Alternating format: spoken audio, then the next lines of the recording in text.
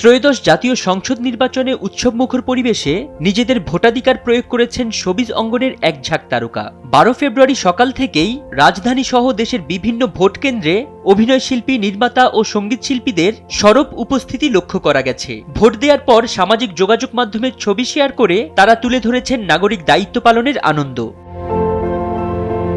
প্রবীণ অভিনেতা ও নির্দেশক আবুল হায়াত ভোট দিয়ে আশাবাদ ব্যক্ত করে বলেন, জেনুইন একটা ভোট হলে অনেক কিছুই ঠিক হবে। সদ্য আমেরিকা থেকে ফিরে ভোট দিয়েছেন নাটকের জনপ্রিয় তারকা অপূর্ব।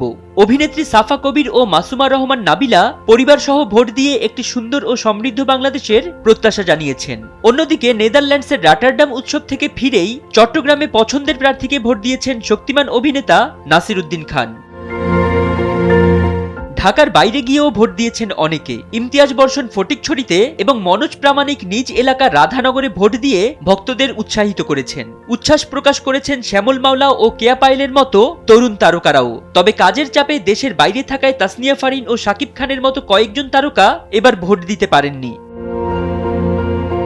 শিল্পীদের সবার কণ্ঠেই ছিল নতুন বাংলাদেশের স্বপ্ন। তারা একটি গণতান্ত্রিক এবং শিল্প সংস্কৃতি বান্ধব নিরাপদ দেশ গড়ার লক্ষ্যে নিজেদের স্বচ্ছ অবস্থানের কথা জানান। ফরিদ উদ্দিন মোহাম্মদ, সময়ের আলো।